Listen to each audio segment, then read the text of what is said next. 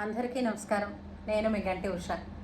నా మిత్రులకి, శ్రేయోభిలాషులకి, నా సబ్స్క్రైబర్స్కి, నా వీడియోస్ చూస్తూ మంచి మంచి కామెంట్స్ పెడుతూ లైక్ చేస్తున్న నా అభిమానులందరికీ కూడా కృతజ్ఞతలు, శుభాభినందనలు.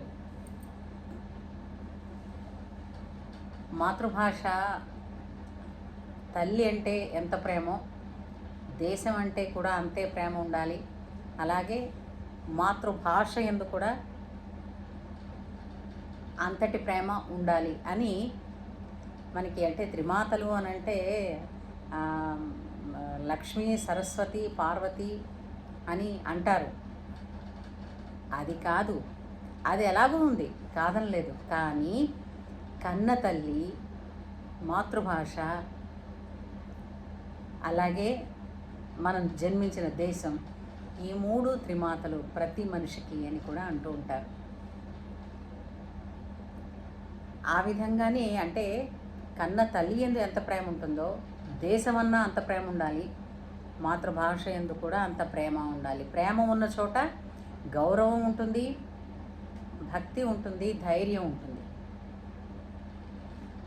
అలాగా ఎందుకు ఇవాళ మాతృభాష గురించి మాట్లాడుతున్నాము అని అంటారా?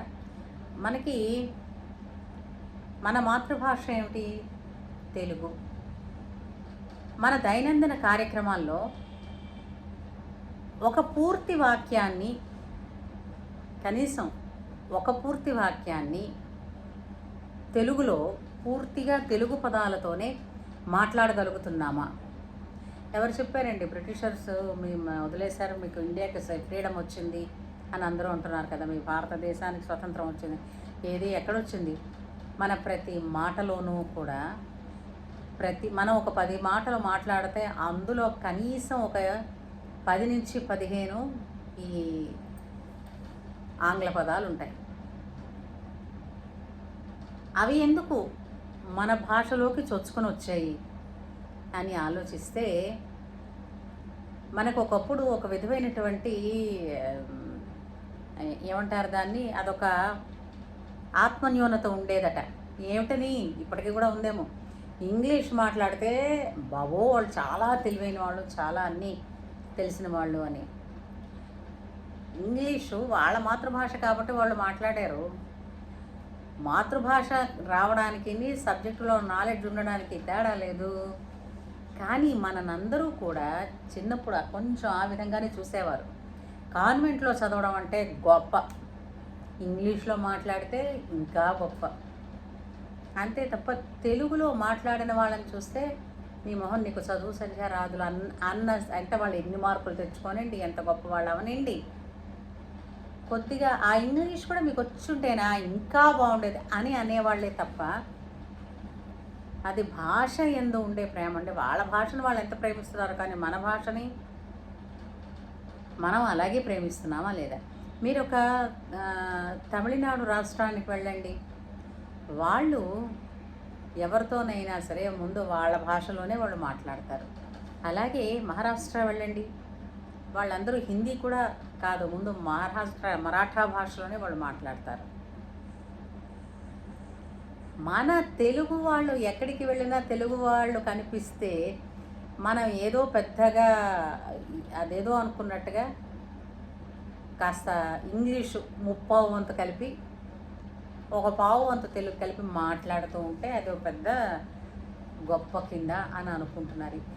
ఇది ఒకవేళ అనుకున్నారు, అది జరిగిపోయింది. కానీ అది దానివల్ల ఏంటైందని అంటే ఈ మధ్యకాలంలో యూట్యూబ్లో మనకి చాలా చాలా ఛానల్స్ వచ్చాయి. ఆ ఛానల్స్లో కూడా న్యూస్ ఛానల్స్ అంటే వార్తలు చెప్పేటటువంటి ఛానల్స్ చాలా ఉన్నాయి. కాకపోతే ఆ తెలుగులో చదివే వార్తలు అంటున్నారే, తెలుగులో చదివే వార్తలు పూర్తిగా తెలుగులో చదవటం లేదు. జరిపించే ప్రోగ్రామ్స్, ఈవెంట్స్ అన్నీ ఏవో చేస్తున్నారు కదా, ఇది సంక్రాంతిది, ఇది అని చెప్పేసి ఒక్కొక్క ప్రత్యేకమైనటువంటి కార్యక్రమాలు చేస్తూ ఉంటారు కదా. ఆ కార్యక్రమాలకి వ్యాఖ్యానం చేసేవాళ్ళు కూడా ఇంగ్లీష్లోనే కలిపేస్తున్నారు తప్పించి పూర్తి తెలుగులో మాట్లాడటం లేదు. ఎందువల్లనంటే తెలుగు గ్రామరు అందరికీ అంతగా రాదు. రాదనే చెప్పాలి. ఎందుకంటే అసలు భాష ఉచ్చారణే చాలా వరకు మారిపోయింది. అలా అన్నది పలకకపోతే అలా అన్నది పలకకపోయినంత మాత్రాన కొన్ని పదాలకు అర్థమే మారిపోతుంది. కళ్ళు, కళ్ళు, ఈ కళ్ళు అంటే మరో అర్థం ఉందిగా, మరి కళ్ళు అంటే కూడా మనం అలా తీసేయడం వల్ల, అలాగే పెళ్ళి అలా ఉండాలి, పెళ్ళి. ఇట్లా ఇదొక్కటే కాదండి, చాలా రకాలు. అంటే వత్తులు పెట్టకూడని చోట పెడుతున్నారు, పెట్టాల్సిన చోట విడిచిపెట్టేస్తున్నారు. ఎంత బాధగా ఉందో, బాధ కాదండి, బాధ, దాకి ఒత్తు ఉండాలి, కానీ ఇక్కడ బాకి పెట్టేస్తారు. ఇలాగా తెలుగు భాషని మన నుంచి మనమే దూరం చేసుకునే స్థితికి వచ్చేసాం. ఇవాళ ఒక ఆయన ఎవరో దాని గురించి తెగ బాధపడుతూ ఉంటే, తెలుగులో మాట్లాడదాం, తెలుగులోనే మనం ఏది చెప్పినా సరే, ఇంగ్లీషుని కనీసం ఇంట్లోనైనా సరే పిల్లలతో కలిసి ఉన్నప్పుడు, తల్లిదండ్రులు, పిల్లలు, కుటుంబం కలిసి మాట్లాడుకునేటప్పుడు కనీసం పరిపూర్ణంగా తెలుగువారైతే పూర్తిగా తెలుగులోనే మాట్లాడడం వలన రాబోయే తరాలకి ఆ పాటి ఉన్న తెలుగు కూడా చచ్చిపోకుండా బతికి ఉంటుందన్నది నా మనోవేదన. ఏమంటారు మీరు? అలాగే పాటలు పాడేవాళ్ళు ఉన్నారు కదండి. నేను ఒకసారి ఇంతకు మునుపు కూడా ఒక వీడియోలో చెప్పాను, పాట, తెలుగు పాట నేర్చుకోవాలి అని అంటే తెలుగే కావచ్చు, ఏ భాష అయినా కావచ్చు, అసలు ఆ పదం ఏమిటి, అక్కడ ఉన్న కవి హృదయం ఏమిటి, ఏమని రాశాడు కవి అని ఆ కరెక్ట్గా నిజమైన పదాలు ఏమిటి అని అనడానికి అవి ఒక్కొక్కసారి ఎలా ఉంటుందంటే ఉచ్చారణలో ఒక్కొక్కలా వినపడతాయి.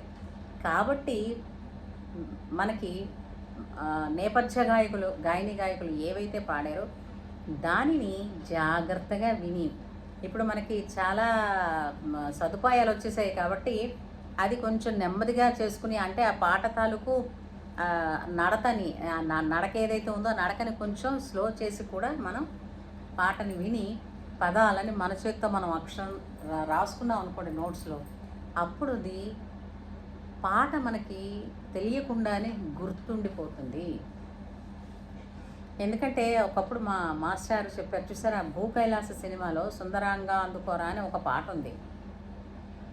ఆ పాటలో మొదటి చరణం, కేలు కేలుగొని మేను లేకముగా ఏకాంత సీమలలో. ఏంటి అసలు ఈ పదం అని అనుకుంటారు. కేలంటే చేతి వేలు అంటే ఏంటి, మనకి ఎలా తెలుస్తుంది అని అంటే తెలుగు చదివాము కాబట్టి అప్పుడు నేర్పినటువంటి గురువులు ఆ వ్యాకరణాన్ని అంత శుద్ధంగా నేర్పించారు కాబట్టి.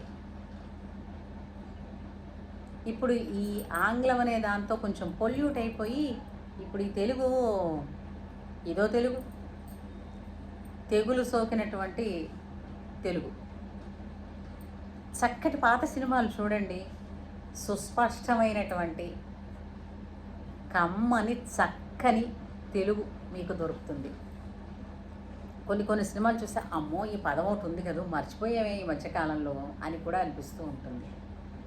అంచేత పాత సినిమాలు కొంచెం తెలుగుని పూర్తిగా ఉపయోగించినటువంటి సినిమాలని చూడడం, అలాగే పాటని నేర్చుకునే వాళ్ళ సింగర్స్ అయితే పాటని విని ఆ పదం వాళ్ళు ఎలా అన్నారు అన్న ఆ ఉచ్చారణను విని రాసుకోవడం. అసలు పాట రాసుకోవాలంటే ఇంకా చాలా ఉన్నాయనుకోండి.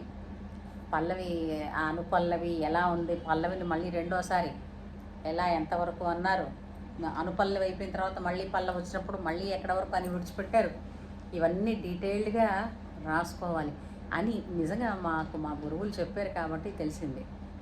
అలాగా పాటలు కూడా ఇక మీద నాకు తెలిసి పాత పాటల్ని మొత్తం అది అసలు ఏంటుంది ఆ లిరిక్ అంతా అన్నది నేను నా సాధ్యమైనంత మీకు ప్రతి లైను నేను చదివి ఆ ఒక పాటని నేను ఒక వీడియో కింద చేస్తాను.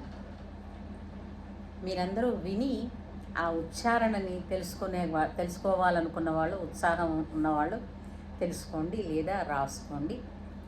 మీ చేతిలో ఒకసారి ఒక వాయిస్ ఉన్న తర్వాత మీరు ఎప్పుడంటే అప్పుడే దాన్ని నోరు మూసేయచ్చు లేదా దాన్ని నోరు మాట్లాడనివ్వచ్చు, అంతే కదా. ఇప్పుడు చేతిలో ఉన్న ఏ మొబైల్లో నుంచి అయినా ఉన్నా ఎక్కడున్నా సరే మనం ఒక ఎంత మహానుభావుడు వీడియో కావచ్చు, అది మన చేతుల్లో వింటుంది, అంతేగా. మనం ఎప్పుడు కావాలంటే అప్పుడు ఆన్ చేస్తాం, ఎప్పుడు కావాలంటే అప్పుడు ఆపేస్తాం. సో అలాగైనప్పటికీ కూడా పాటని వినే అవకాశం దక్కుతుంది, పాటని నేర్చుకునే అవకాశం దక్కుతుంది. కాబట్టి ఇప్పుడు ఈరోజు మనం మాట్లాడుకున్న మాటల్లో మనం ఇంట్లో మాట్లాడుకునే భాష మన మాతృభాష అయి ఉండాలి.